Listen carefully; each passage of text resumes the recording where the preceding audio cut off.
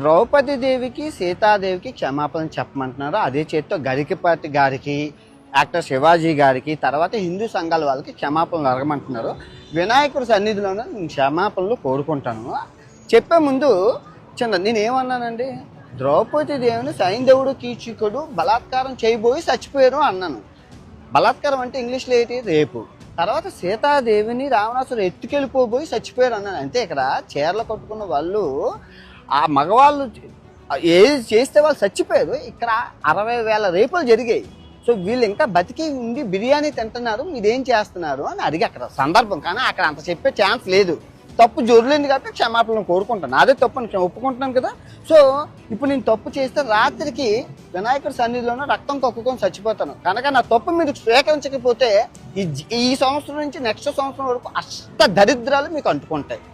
ఛాలెంజా వినాయకుడి మీద ప్రమాణకం చేసి చెప్తున్నాను. నేను తప్పు చేస్తే ఈ రోజు రాత్రికి రక్తం కొక్కుని చచ్చిపోతాను. కానీ మీకు ఈ సంవత్సరం 26 అంతా నాలుగు మీద మచ్చలోనే అష్ట దరిద్రాలు పట్టుకొని సర్వనాశనం అయిపోతారు. నేను చెప్తున్న తప్పుని స్వీకరించకపోతే. 2, గరికపాటి గారికి టీషర్టును జీన్ ప్యాంట్ ఆడవాళ్ళు వేసుకుంటే నచ్చదని అంటున్నారు.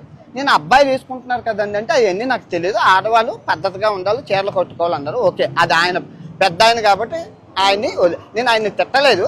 కాకపోతే కొన్ని పదాలు వారాను, దాన్ని వెనక్కి తీసుకుంటూ క్షమాపణలు కోరుకుంటున్నాను. ఇంకా శివాజీ గారిని ఆయన సామాన్లు అన్నందుకు నేను తిట్టాను, ఆయన వెనక్కి తీసుకున్నారు, నేను వెనక్కి తీసుకున్నాను. Problem solve. ఓకే, మీరు ఎక్కడితో వదిలేస్తే బాగుంటుంది, లేదు అంటే మీ ఇష్టం. నేను ఇప్పుడు మంచి శాండ్విచ్ మసాజ్ థాయిలాండ్లో చేసుకొని రాత్రికి మంచి సినిమాకి వెళ్ళి ఆ వీడియో రేపు పొద్దున్న పెడతాను. ఓకే, నేనైతే చిల్ అవుతాను, రిలాక్స్ అవుతాను. మీరేం అవుతారు అనేది మీ మనసుకే ఆలోచించేస్తున్నాను.